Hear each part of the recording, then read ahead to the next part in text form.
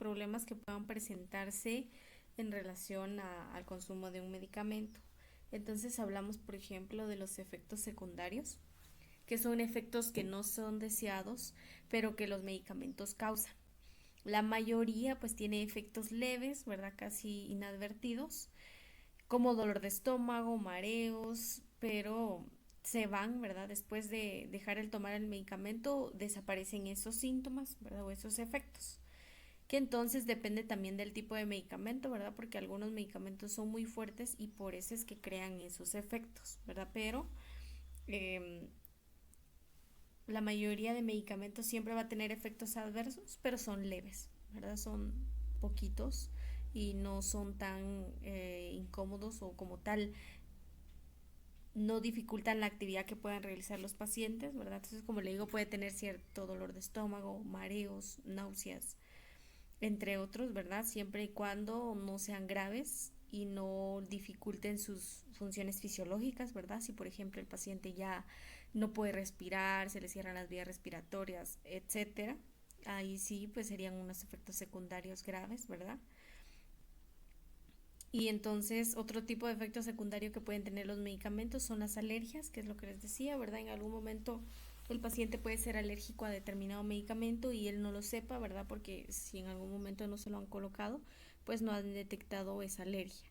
Entonces, en algún momento un paciente puede ser alérgico a los medicamentos y puede tener esa reacción alérgica al medicamento al momento de administrarlo, ¿verdad? Pero entonces todos los medicamentos tienen ciertos efectos adversos, solamente tendríamos que considerar que, como les digo, hay medicamentos mucho más fuertes y esos medicamentos son precisamente los que generan más efectos adversos, ¿verdad? Incluso somnolencia, mareos, y ahí sí dificultarían, por ejemplo, la realización de actividades, que entrarían, por ejemplo, los medicamentos sedantes, que entonces, o tranquilizantes, ¿verdad? Los tranquilizantes como tal no hacen perder la conciencia, pero sí queda en un estado inactivo, ¿verdad? De somnolencia, de cansancio, y entonces el paciente no puede realizar o la persona no puede realizar sus actividades diarias, ¿sí?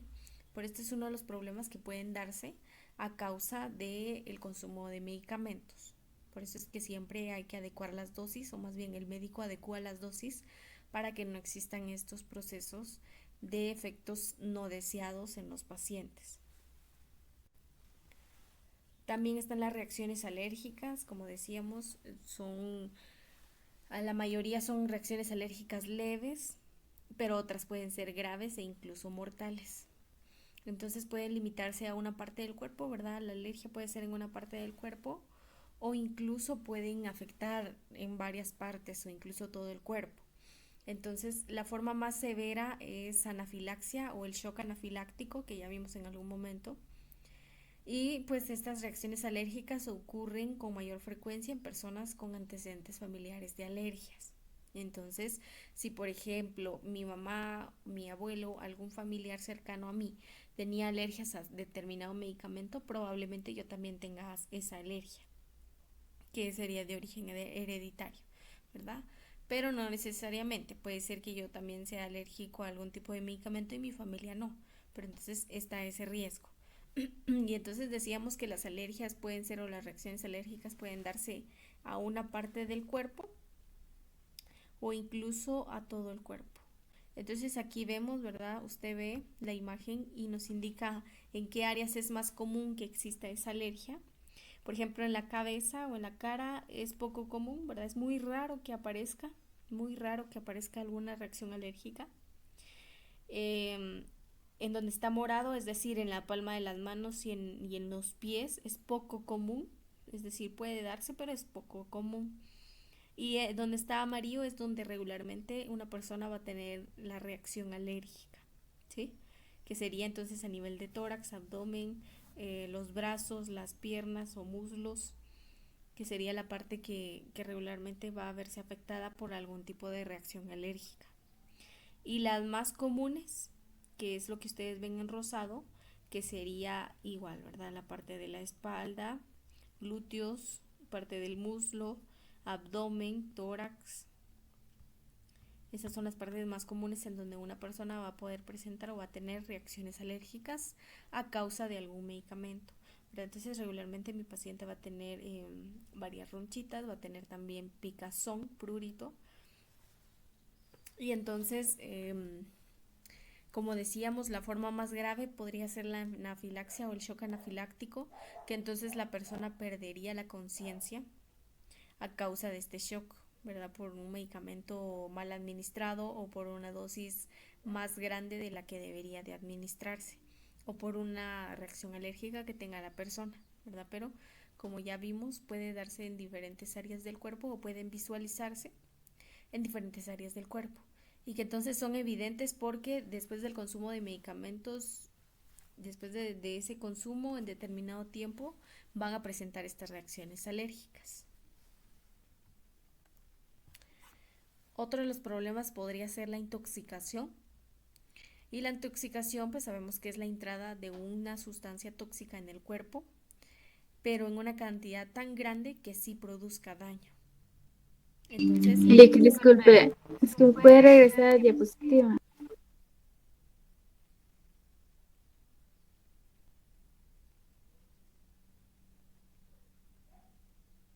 Gracias, Leo.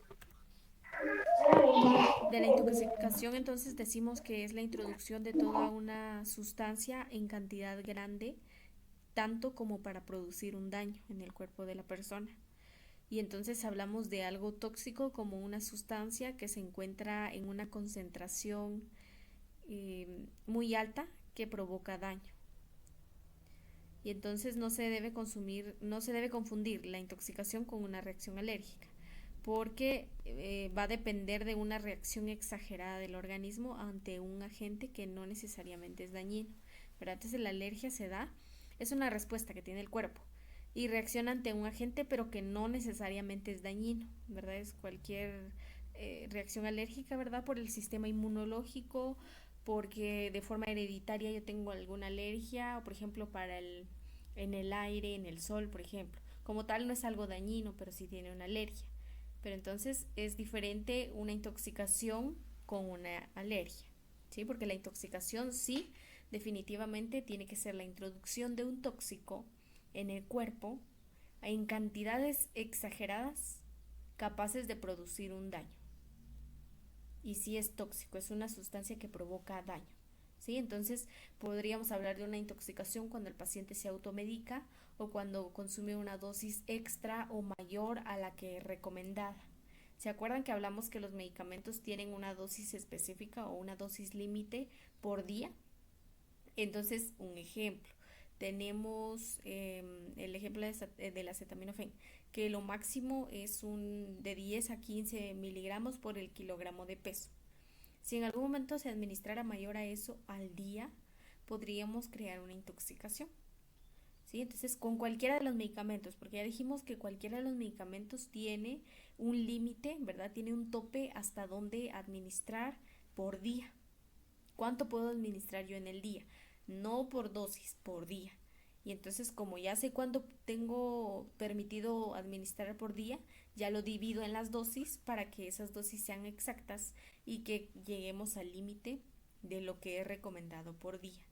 Pero entonces esta intoxicación se produce, como les digo, cuando hay una dosis exagerada, cuando los pacientes se automedican o por algún tipo de confusión de medicamento, etcétera, ¿verdad? Pero entonces la intoxicación es la introducción de un tóxico en cantidad suficiente como para producir un daño en el cuerpo de la persona.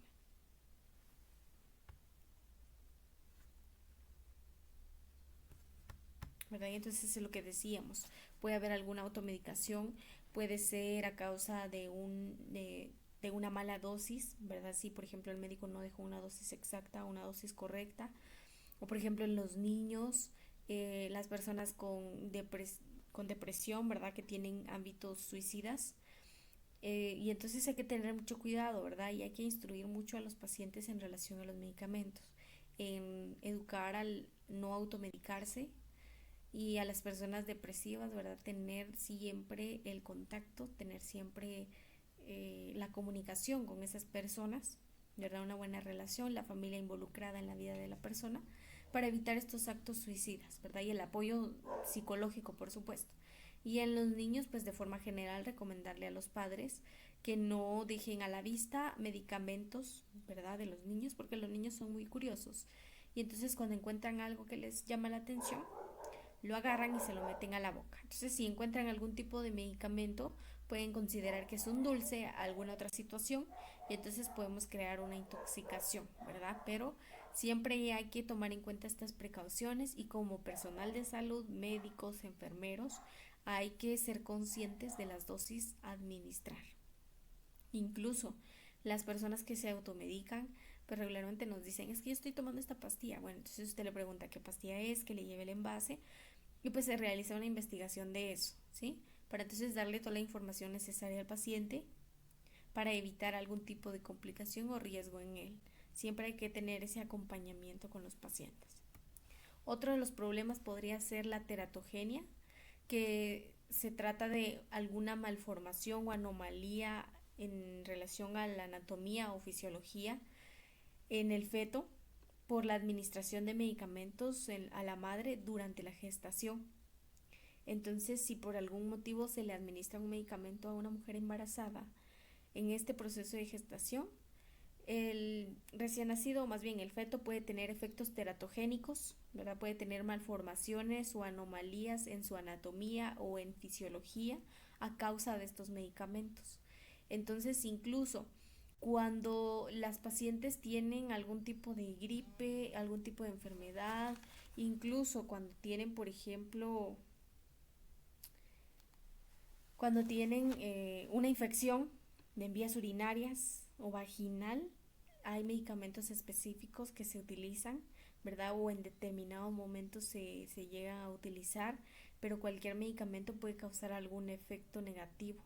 Entonces, por eso siempre se les debe educar, ¿verdad? A las mujeres en general, a las mujeres en edad fértil, el cuidado, la atención en las infecciones urinarias pronta, vitaminarse, tener una buena alimentación, una buena ingesta de líquidos para preparar a su cuerpo en el momento del embarazo.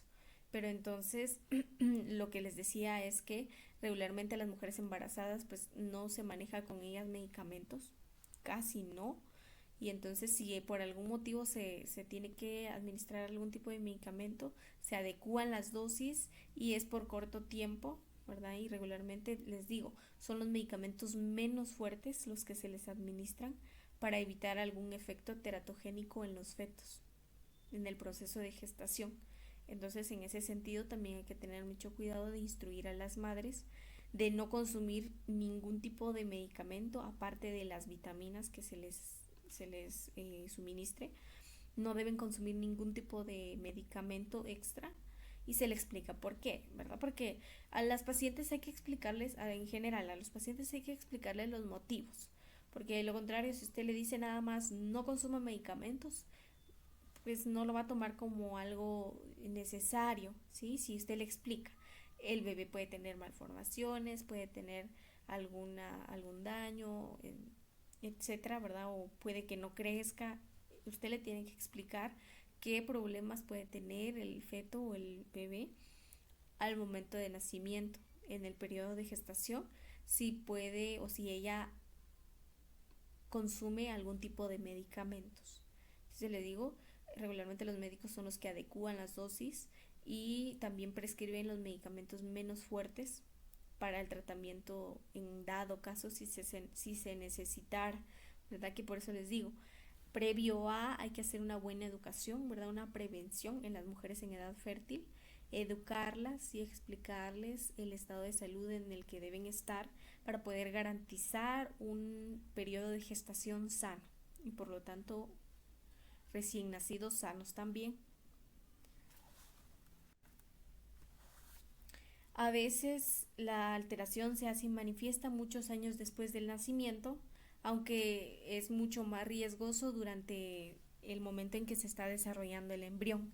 En el momento en el que está el embrión creciendo, formando sus órganos, sus estructuras, en ese momento pueden haber mucho más riesgo de adquirir algún tipo de anomalía, ¿verdad? Y entonces, como les digo, depende de los medicamentos, porque hay medicamentos que sí traspasan la barrera placentaria, ¿verdad? La capa de la placenta e ingresan directamente hacia el recién nacido, el embrión. Pero entonces, por eso les digo, hay que saber estos efectos de los medicamentos, ¿verdad? Hay que saber qué medicamentos sí traspasan la barrera placentaria y cuáles no. Y los que no traspasan, esos son los que están indicados, con las dosis correctas, por supuesto. Pero entonces hay que tomar en cuenta qué medicamentos sí ingresan a la barrera placentaria. Y lo que les decía, ¿verdad? Que entonces eh, tienen mayor riesgo, ¿verdad? De presentar algún problema o anomalía o malformación en el proceso en que se está desarrollando el embrión. Pueden presentarse después del nacimiento, pero es mucho más riesgoso cuando el embrión está en crecimiento en el vientre materno.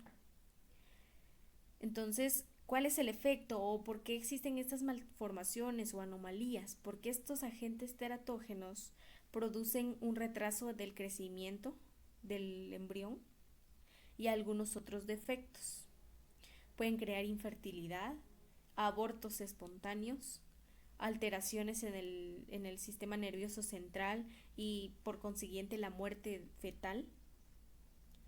Y entonces, por eso hay que tener mucho cuidado, ¿verdad?, con los medicamentos que se utilizan, que como les decía, los médicos adecúan los medicamentos según cuáles traspasan la barrera placentaria y cuáles no.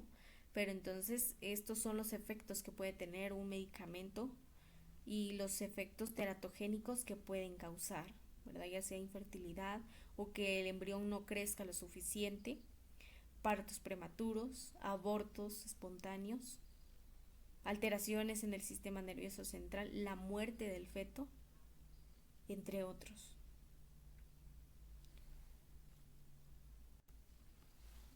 Otros problemas podría ser la tolerancia, que se acuerdan que cuando hablamos de drogas también hablamos de tolerancia. Y entonces la tolerancia se produce cuando hay un consumo de una droga de forma continuada o prolongada. Mi cuerpo se adecúa o se habitúa a ella, se acostumbra a esa droga y entonces como consecuencia se desarrolla un proceso a nivel psicológico y físico que entonces hace necesario aumentar la dosis de forma progresiva para conseguir los mismos resultados. Entonces, por ejemplo, que les decía que eran los medicamentos, por ejemplo, para la ansiedad, como el clonazepam, que en ese caso, por ejemplo, se le da a un paciente, ¿verdad? A una persona con trastorno de ansiedad, pero que les decía que puede crear tolerancia porque si es por tiempo prolongado, ¿verdad? Si pasa mucho tiempo con ese medicamento, mi cuerpo se va a acostumbrar a esa droga y solo va a funcionar cuando esté esa droga. O peor aún, que como ya se acostumbró a esa dosis de una droga, necesita más para tener los mismos resultados o para crear los mismos efectos. Porque cuando se utiliza por tiempo prolongado una droga que es muy fuerte, crea tolerancia y entonces ya mi cuerpo ya se acostumbró a eso y ya no le hace efecto. Ya no obtengo los resultados que quiero y entonces debo aumentar la dosis para conseguir esos resultados, que por lo tanto va a crear una dependencia y una adicción. Y entonces la dependencia física es el estado en que el cuerpo se adapta a cierto nivel o a cierta cantidad y presencia de un medicamento para funcionar normalmente. Entonces yo debo tener cierta cantidad de medicamento en mi cuerpo para que funcione. Esa es una dependencia física. Mi cuerpo depende de esa droga para funcionar. Con el consumo de los medicamentos. Vimos entonces cuáles problemas pueden generarse. Hay que tener un uso racional de los medicamentos. Es lo que les decía, no automedicarse, no utilizar los medicamentos como si fueran pastillas, como si fuera algo simple, ni a cada que tengo dolor o a cada que yo creo que tengo una infección, porque ni siquiera realizamos un examen, ni siquiera van a un médico para realmente detectar si es una bacteria o un virus. Y si es un virus, solamente introduje esas bacterias a mi cuerpo, o mejor antibióticos a mi cuerpo, creé una resistencia Y cuando de verdad sea una enfermedad a causa de bacterias, ya no me van a funcionar las bacterias más débiles o con menor espectro. Entonces, en el uso racional de medicamentos yo tengo que ser consciente de la administración de medicamentos. Y los medicamentos son esenciales. ¿Por qué? Porque son útiles, por supuesto. Son útiles para, ya sea para prevenir, para un tratamiento, para diagnosticar. Son útiles, sí, sirven. Son eficaces, cumplen sus funciones, tienen efectos positivos en la salud de las personas. Son seguros a dosis correctas y en los momentos correctos. Son accesibles, por supuesto, porque usted puede encontrar medicamentos en cualquier momento, en una tienda, en una farmacia comunitaria, en una farmacia grande, en la ciudad, en cualquier momento usted puede encontrar un medicamento. Es accesible y son de calidad. O eso es lo que deberíamos de garantizar, ¿verdad? Que sean de calidad. Y entonces, cuando hablamos de calidad nos referimos a que hay marcas específicas que sí tienen productos de calidad, que sí verifican que sean funcionales, que sí han sido experimentados, que contienen la composición exacta de los medicamentos. Y entonces sí crean los efectos que queremos. Y hay algo importante porque cuando nosotros compramos algún tipo de medicamento, especialmente los que son sin receta médica, hay que tomar en cuenta los precios. Cuando un medicamento es muy barato, es porque no tiene un efecto positivo o no tiene los mismos componentes que un medicamento bien realizado. Y entonces, si por ejemplo es un antibiótico, solo crea resistencia, mi cuerpo se acostumbra y no está realizando ningún efecto, porque no es de buena calidad. Tampoco estamos diciendo que tienen que comprar los más caros, pero es que tiene que haber también un límite entre la calidad. Entonces siempre hay que tomar en cuenta eso. Repito, entonces los medicamentos son esenciales porque son útiles, porque son eficaces, cumplen su función, son seguros a dosis correctas en los momentos correctos, son accesibles a todas las personas o la mayoría y son de calidad, o deberíamos garantizar que sean de calidad. Y los tipos frecuentes por uso irracional de los medicamentos, bueno, regularmente uso de demasiados medicamentos. Algunos pacientes consumen demasiados medicamentos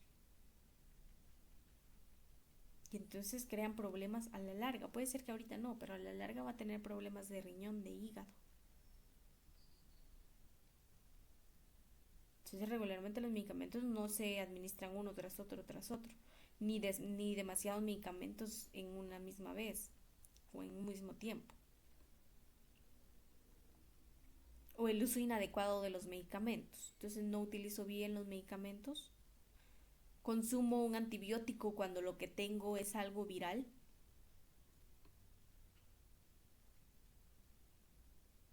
Entonces todo eso debo tomarlo en cuenta. El uso excesivo de inyecciones mal recetado. Igual cualquier medicamento, no importa si es pastilla, no importa si es jarabe, no importa si es inyección, todo debe tener receta. Usted debe tener un respaldo de por qué está administrándose ese medicamento. Y entonces en relación a las inyecciones, por ejemplo, hay personas, especialmente los jóvenes, ¿verdad?, que se administran drogas a nivel de intravenosas y entonces crean efectos, se intoxican, a la larga crean problemas en sus riñones y por otro lado se exponen a riesgo de adquirir VIH, especialmente si comparten esas jeringas con otras personas. La automedicación inadecuada, que es lo que hablábamos, ¿verdad? La automedicación, de verdad que ustedes ven en todos lados que las personas se automedican. Y entonces para cualquier cosa, un ibuprofeno, un diclofenaco, entre otras cosas. Y entonces hay que educar muy bien a las personas. Y no solamente a las personas. Usted que ahorita está aprendiendo tiene que educar a sus familiares, a las personas que están cerca de usted. Porque ese es el momento en que empieza su responsabilidad Desde mi casa empieza mi responsabilidad y cuando yo me convierta en profesional tengo que irlo a reflejar con mis pacientes. Entonces debo tener cuidado de no utilizar o consumir demasiados medicamentos, de no utilizarlos inadecuadamente, de no automedicarme, no automedicar a mis familiares, porque el que yo esté estudiando no me da la capacidad de medicar, solamente en lo que yo tenga conocimiento, de lo contrario no. Entonces hay que tener un uso racional de medicamentos, no solamente es de administrarme, de tomarme un medicamento, tengo que pensar cuál es el motivo por el que voy a consumir un medicamento y los efectos que puede tener en mi cuerpo a largo plazo. Que entonces podría ser una resistencia a los antimicrobianos, ¿sí? Cuando hay un uso y un abuso de antimicrobianos, existe una resistencia. Y regularmente en estos años ha habido un abuso exagerado. Y entonces los microorganismos son resistentes a estos medicamentos. ¿Qué es lo que les decía?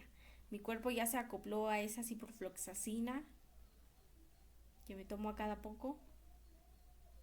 Y entonces ya es resistente. La bacteria ya no se muere con el medicamento, sino que al contrario se lo come y se hace más fuerte. Y entonces voy a necesitar otro medicamento mucho más fuerte para que sí me haga efecto y para que sí elimine las bacterias. Entonces son efectos, ¿verdad?, negativos en el cuerpo de la persona y que en algún momento pueden llegar a la muerte. O incluso son causas de enfermedades, de discapacidades en las personas.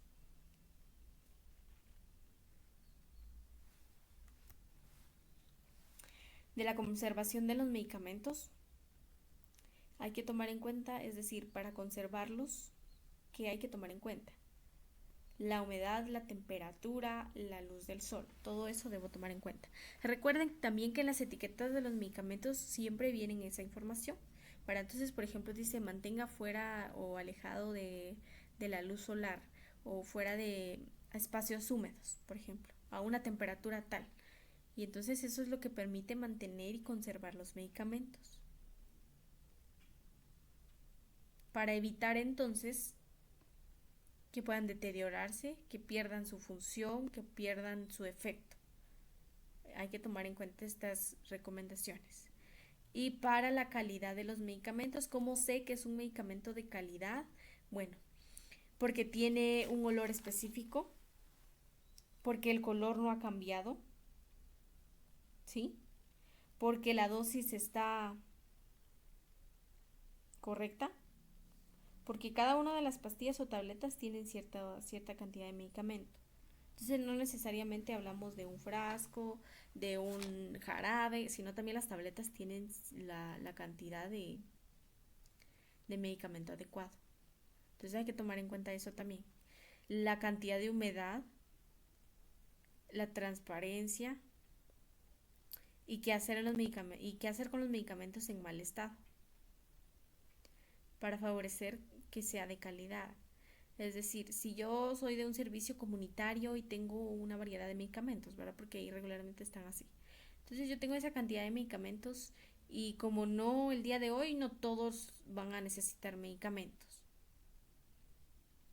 Pero sí necesito conservar esos medicamentos para que cuando mi paciente los requiera estén en buen estado. Entonces debo garantizar que el olor no cambie, que el color no cambie, que no exista algún tipo de deterioro en la composición de la tableta, del medicamento, que no esté húmedo,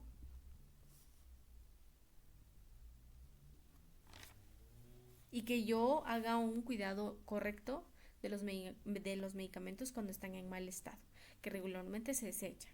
Y por eso les decía, siempre hay que verificar las fechas de vencimiento. Y entonces yo debo rectificar las fechas de vencimiento cuando ya veo que se acerca la fecha de vencimiento, son los medicamentos que doy para el consumo de los pacientes. Y conservo los que tienen más tiempo, ¿verdad? Porque eso sí pueden utilizarlos después. Pero entonces debo evitar consumir o dar medicamentos que han pasado de la fecha de vencimiento. Y si han pasado ya de la fecha de vencimiento, debo desecharlos en un contenedor, en el contenedor exacto. No importa si son frascos, si son ampollas, si son pastillas en la comunidad. En el hospital es lo mismo, pero yo debo tener, por ejemplo, esa ampolla y ese frasco, si ya está vencido, bueno, lo devuelvo a farmacia, indico que ya pasó fecha de vencimiento, que cambió el color, etcétera, lo que haya sucedido, y ellos se encargan de darle el cuidado posterior. Y entonces ellos me dan dos, ¿verdad? O me devuelven otros nuevos. En el hospital sí hay que tener mucho cuidado porque ahí sí necesitamos todos los frasquitos, hasta las bolsitas donde vienen las jeringas, porque entonces con eso nos devuelven, ¿verdad? Nos dan una cierta cantidad de lo que tengamos. Entonces, por ejemplo, si a mí me dieron 10 frascos de ceftriaxona, tengo que llevar los 10 frascos de ceftriaxona para que me devuelvan 10 llenos. Entonces ahí sí hay que tener mucho cuidado, pero de igual forma debo siempre estar al pendiente de cuál es la característica del medicamento y la fecha de vencimiento, ¿verdad? Si hay algún cambio en la característica, cuándo vence, entre otros. Hay consideraciones. Licenciada, perdone, al respecto de eso, quería hacer una pregunta. Viera que Bueno, entonces también tenemos consideraciones en la administración de medicamentos. Por ejemplo, para las personas que prescriben un medicamento, que serían, por ejemplo, los médicos, ¿verdad? Y entonces cuando se prescribe, siempre va a haber una persona que lo despacha o que lo administra. Y entonces esa persona debe cumplir con los 9, bueno, aquí dice 9, son 10 correctos, debe cumplir con los 10 correctos, cumplir con las 3 lecturas del medicamento y los cuidados antes de aplicar cualquier medicamento y la frecuencia de la administración, ¿sí? Entonces, vamos a ver los 10 correctos, vamos a ver las 3 lecturas y los cuidados antes de aplicar cualquier medicamento. En la frecuencia de la administración es a cada cuánto tiempo se tiene que administrar. Yo tengo que respetar esos horarios. En relación a los horarios, igual hay que adaptarnos a los servicios porque, por ejemplo, hay medicamentos, bueno, en los servicios hospitalarios, los orales, ¿verdad? Los medicamentos orales los administran a las 8 de la mañana y los intravenosos a las 10. Pero hay hospitales donde se administran ambos medicamentos a las 10, oral e intravenoso. Entonces hay que adaptarnos un poquito a cómo es el horario del servicio hospitalario, ¿verdad? Cómo lo manejan. Pero regularmente los medicamentos por vía oral son a las 8 de la mañana y por vía intravenosa a las 10. Y luego ya siguen su ritmo, ¿verdad? Si es a cada 8 horas, si es a cada 6 horas, no importa. Pero el inicio del día o los medicamentos a las 8 por vía oral y a las 10 por vía intravenosa.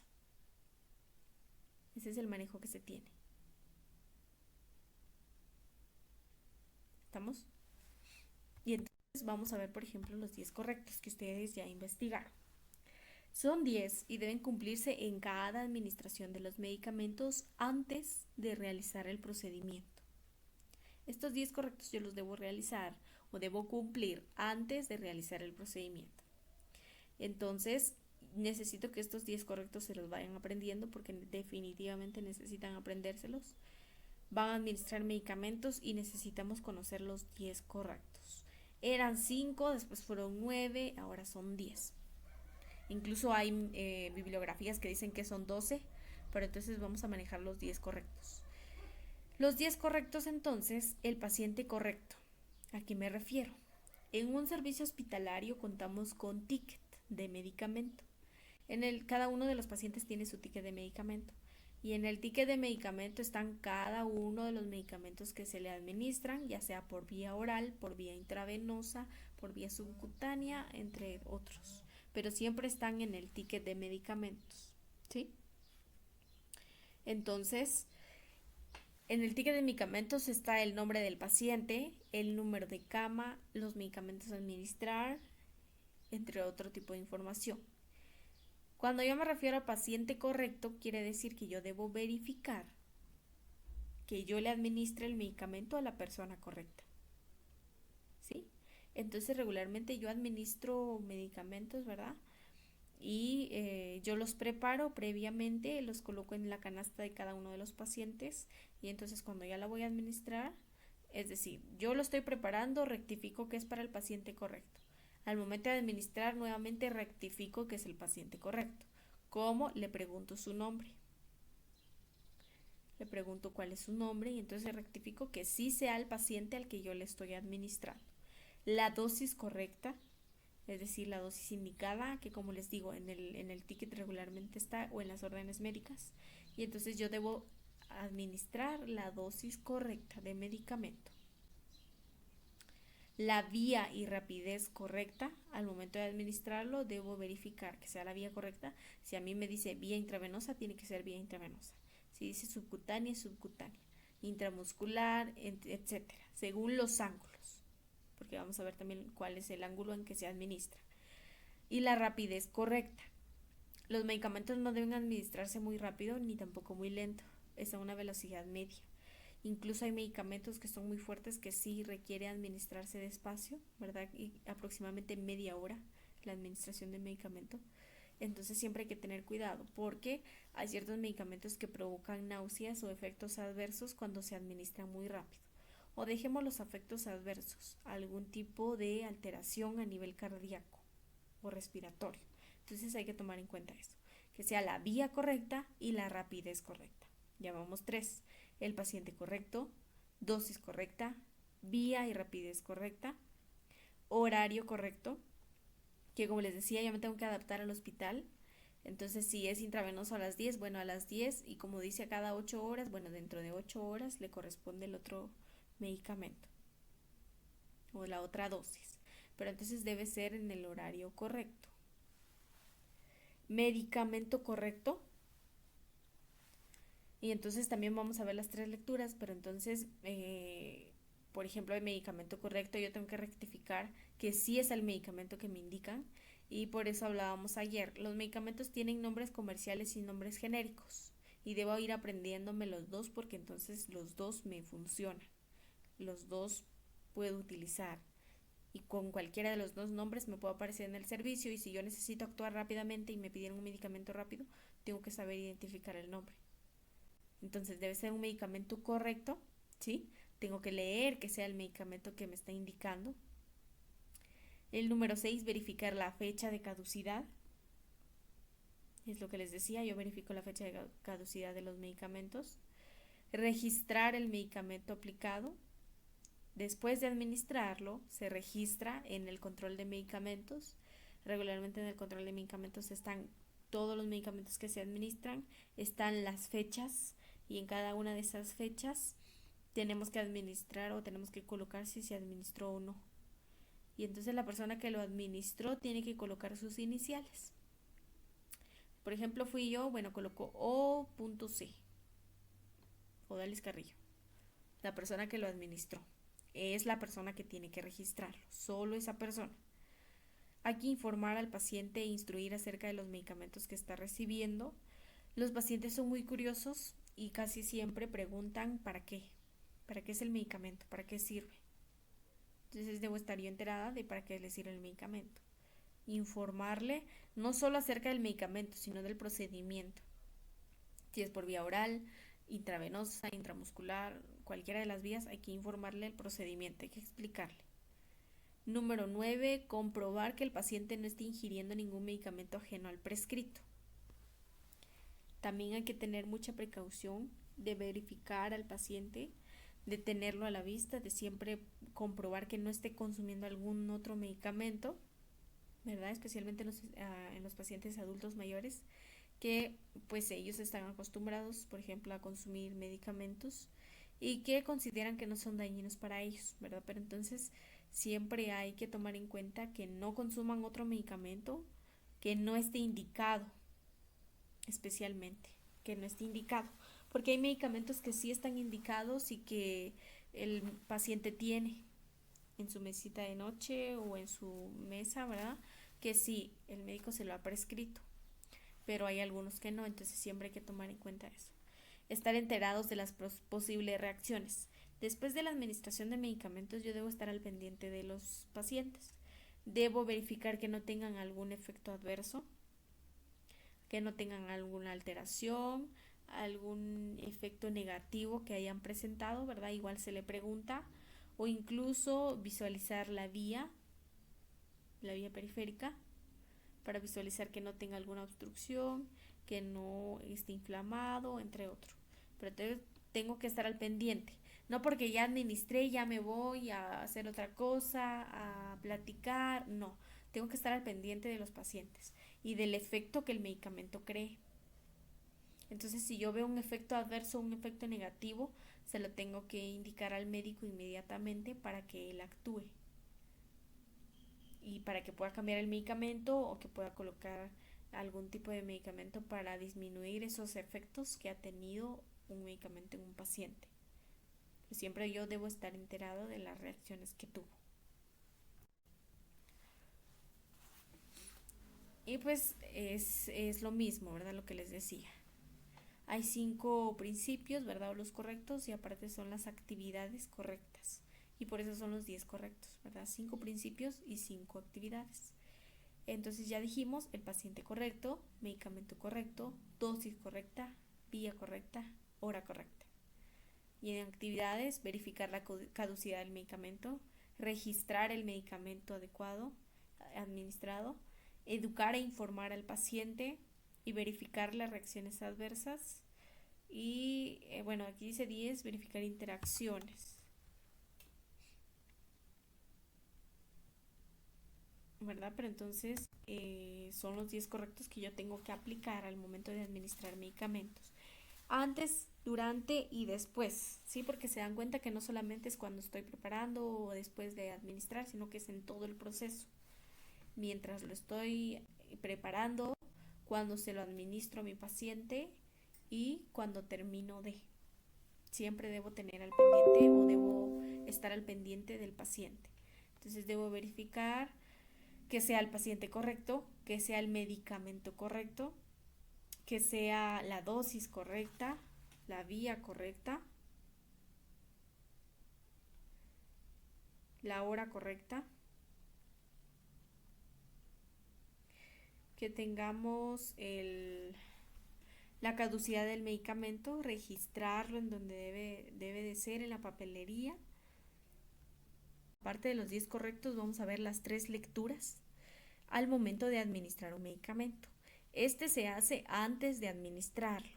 Entonces, las 3 lecturas se refiere a leer la etiqueta del envase, ¿verdad? Del contenedor del medicamento antes de sacarlo del lugar donde esté colocado. Si es un botiquín, si es una estantería, una gaveta, donde se encuentre, debo leer la etiqueta antes de sacarlo. ¿Para qué? Para evitar tener un montón de medicamentos en mi área de trabajo y que no me permita ver. Entonces yo necesito, antes de sacarlo, visualizarlo, ¿verdad? Leer la etiqueta, si es el medicamento que necesito. Bueno, entonces al sacarlo, vuelvo a leer la etiqueta, ¿sí?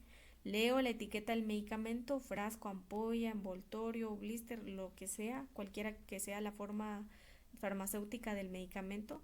Entonces lo leo antes de sacarlo, al momento de sacarlo, y la tercera lectura, que es al guardar el medicamento, para que entonces yo esté segura de que es el medicamento que voy a administrar, ¿sí? Entonces yo debo tener claro cuáles son los medicamentos que yo estoy administrando. Entonces, debo leer esto, debo leer las etiquetas, debo ser consciente de que sí es el medicamento que dice.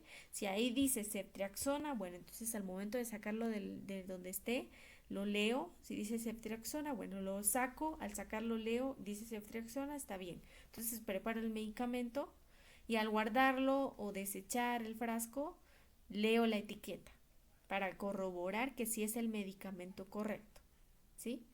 Entonces debo tener clara también estas 3 lecturas. Al momento, antes de sacarlo, al sacarlo y al guardarlo. Especialmente si son medicamentos de varias dosis, ¿verdad? Por ejemplo, la ceftriaxona no es de varias dosis, ¿verdad? Un frasquito es el que regularmente se les administra y entonces se desecha, ¿verdad? Según la bolsa correspondiente, pero igual, antes de desecharlo yo rectifico que sea el nombre, leo la etiqueta. Entonces yo debo estar seguro que sí es el medicamento que estoy administrando. Entonces antes de sacarlo está en su estante, está en su gaveta, botiquín, donde esté, leo la etiqueta, dice ceftriaxona, bueno, la saco, vuelvo a leer, dice ceftriaxona, está bien. Entonces administro, preparo, lo coloco en la canastilla del paciente y cuando voy a desechar el frasco leo nuevamente. Dice ceftriaxona, sí, entonces sí es el medicamento. Son mis 3 lecturas que yo debo realizar, por favor. Hay reglas generales en la administración de medicamentos. Entonces tenemos, por ejemplo, identificar el medicamento, asegurarnos que es el que queremos aplicar, que podríamos hablar entonces de las 3 lecturas, ¿sí? Hacer las 3 lecturas de los medicamentos, revisar la fecha de vencimiento, preparar todos los materiales para administrar los medicamentos, ¿verdad? Los tickets de medicamento, las canastas de cada paciente, jeringas, algodón, alcohol, todo lo que yo necesite para administrar medicamentos. Le tengo que explicar a la persona, al paciente o a la familia lo que voy a realizar y para qué. Que como les digo, los pacientes son muy curiosos y entonces ellos sí necesitan que, por ejemplo, les demos mucha información. Ellos siempre preguntan para qué es el medicamento y yo debo estar seguro para qué es. Verificar si no tiene algún antecedente de alergia al medicamento, ¿sí? Por supuesto que el médico ya debió de haber visualizado eso antes de colocarlo u ordenarlo, pero yo también debo ser consciente, ¿verdad? Ver si no tiene alguna alergia, a qué alergia tiene o a qué medicamentos le tiene alergia. Y entonces verifico que si el medicamento que yo voy a administrar no está dentro de esos riesgos. Administrar el medicamento en el horario indicado. ¿Sí? Esas son reglas generales que hablaríamos entonces de los 10 correctos y de las 3 lecturas.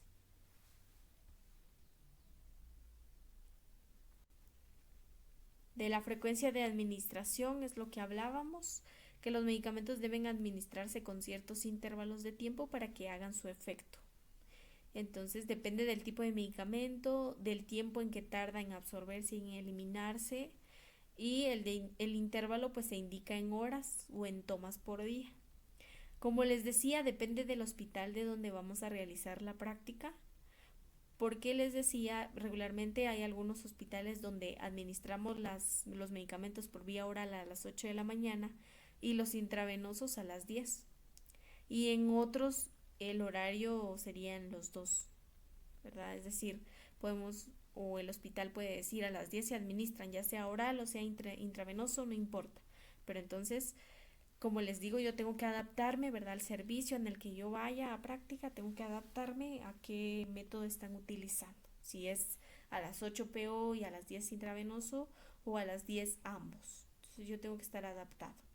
Como les decía, esta frecuencia de administración depende del tipo de medicamento, de en cuánto tiempo hace su efecto y en cuánto tiempo pasa ese efecto, del tiempo en que tarda en absorberse ese medicamento y en eliminarse, ¿verdad? Tomamos en cuenta la vida media del medicamento, ¿sí?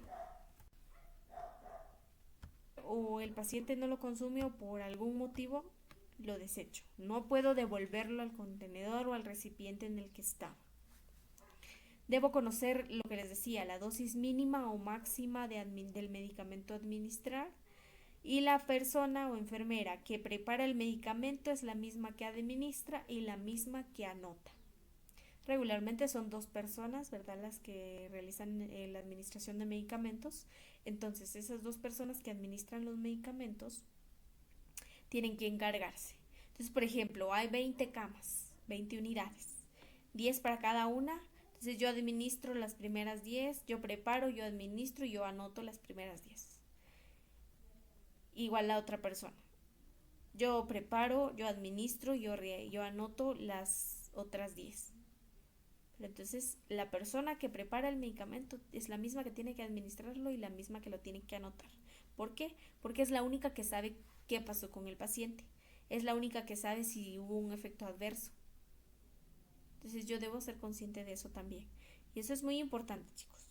No puedo yo preparar el medicamento y decirle a alguien más, bueno, por favor, administrárselo. No, yo lo preparé, yo se lo administro y yo lo anoto donde corresponde.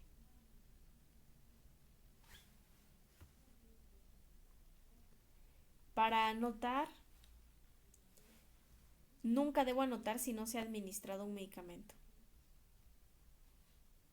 Y si no se ha administrado o no se pudo administrar o el paciente no lo pudo ingerir, debo explicar por qué. Debo colocar en la nota de enfermería que el paciente se rehúsa, por ejemplo, se rehúsa a consumir el medicamento, se le trató de convencer pero no tuvo éxito, por ejemplo. Entonces, debo anotar cuando no se ha administrado un medicamento por causas ajenas, ¿sí? Porque no había medicamento, porque el paciente no lo quiso consumir, porque no estaba el paciente o lo llevaron a un laboratorio, etcétera. Tengo que colocar al paciente en la nota por qué no administré un medicamento. Anotar la dosis que administré, anotar solo lo que yo administré, en lo que les decía. Si yo preparo, yo administro, yo anoto. Solo lo que yo administré, lo anoto. Si no, no debo anotar nada. Anotar si el paciente tuvo algún efecto adverso y nunca anotarlo antes de administrarlo. Primero debo administrar y luego lo anoto. No puedo anotar antes de administrarlo. Porque si, por ejemplo, ya lo anoté, pero de casualidad el paciente lo llevaron a rayos X, entonces estoy mintiendo porque no se lo administré. Por eso debo tener en cuenta todo eso. Debo anotar la dosis, debo anotar lo que yo haya administrado, si tuvo algún efecto adverso, no anotar antes de administrarlo, escribir en la nota de control de medicamentos, que es lo que le decía. En el control de medicamentos es una hoja donde van cada uno de los medicamentos, los horarios en los que se administra, las fechas. Y entonces, si por ejemplo yo administré ahorita el medicamento, bueno, ahorita sería el de la mañana. Bueno, entonces coloco ahí en el horario correspondiente, según la fecha correspondiente, coloco mis iniciales de que sí lo coloqué. Que como les decía, cuando veamos papelería ya vamos a ver en qué casillas o en qué situaciones colocamos eso. Pero por favor entonces, para que tengamos en cuenta todas estas recomendaciones. Ya vimos recomendaciones para preparar, para dosificar, para administrar y para anotar. ¿Estamos? Tenemos entonces las vías de administración. Las vías de administración de los medicamentos son las rutas de entrada al organismo que influyen en la latencia, en la intensidad, en la duración del efecto del medicamento. Según la vía que elijamos va a depender la rapidez, la eficacia y los efectos adversos. ¿Verdad que es lo que les decía? Si yo administro por vía intravenosa es mucho más fácil porque va directamente hacia el torrente sanguíneo. A diferencia si lo administro por vía oral porque todavía tiene que pasar por el proceso digestivo, la descomposición, absorción, etcétera. ¿Verdad? Pero entonces las vías de administración son los lugares por los que va a entrar al cuerpo y en donde va a crear su efecto, cuánto tiempo va a durar y si va a tener algún efecto adverso. Antes de continuar con las vías de administración, necesitamos saber algunas abreviaturas que comúnmente vamos a utilizar o que usted va a visualizar al momento de administrar medicamentos. Entonces, para que vaya anotando. CC, que es un centímetro cúbico, ml, mililitros, IM, intramuscular, subcutáneo, SC, ID, intradérmico, PO, por vía oral, IV, intravenoso, CDTA, cucharadita, PRN, por si fuera necesario, BID, 2 veces al día, TID, 3 veces al día, QUID, 4 veces al día. HS, hora sueño, STAT, inmediatamente. Entonces, ¿de acuerdo? Tenemos también estas otras abreviaturas, por ejemplo, unidades internacionales, que esas ya las habíamos visto, gotas, gramos, miligramos, onzas, cucharada, cada 6 horas, cada 8 horas, cada 12 horas, que son otros términos. Como precauciones, las sustancias ácidas o que tienen hierro destruyen y manchan el esmalte de los dientes. Entonces debo darle a consumir demasiado líquido al paciente y por eso le debo informar. Por favor, porque el medicamento, perdón, por favor coloque el medicamento, por favor coloque el medicamento en la lengua, ¿verdad? En la parte posterior, para que entonces evitemos que pueda destruir o manchar el esmalte de los dientes, ¿verdad? Cuando son sustancias muy ácidas o que tienen hierro, suelen generar este efecto, entonces sí se le da bastante líquido al paciente y se le recomienda, ¿verdad?, que tenga menor contacto con los dientes. Pulverizar y diluir, pulverizar es decir, como destruir o hacer más pequeñitas y diluir las píldoras y tabletas cuando se haga difícil la deglución. Regularmente diluir no, hacerlo más pequeño o hacerlo en pedacitos tal vez, diluir no porque entonces perdemos la composición general del medicamento. Entonces regularmente pulverizar o hacer pedacitos más pequeños, sí, para que sea más fácil que el paciente lo trague. Debemos cerciorarnos que si debe administrarse antes, después o con las comidas, que como les decía, el médico es el que indica y dependiendo del tipo de medicamento, ¿verdad? Si son medicamentos muy fuertes, se administran durante las comidas o después de las comidas. Y si no, pues entonces sería antes, ¿verdad? En el horario normal, dependiendo del tipo de medicamento y de la orden médica. Tener en cuenta la forma en que el paciente se le facilite tomar las comidas. Entonces, por ejemplo, hay que planificar el tiempo en que el paciente come y se ingiere los medicamentos, ¿verdad? Para evitar algún tipo de incomodidad o que incluso ya no tenga apetito. Entonces hay que planificar un poquito el tiempo y hay que tomar en cuenta los tiempos o los horarios en que son establecidos para esos medicamentos y en lo posible hay que hacerlos cumplir. Si dice a las 4 en punto tiene que administrarse ese medicamento. ¿Estamos?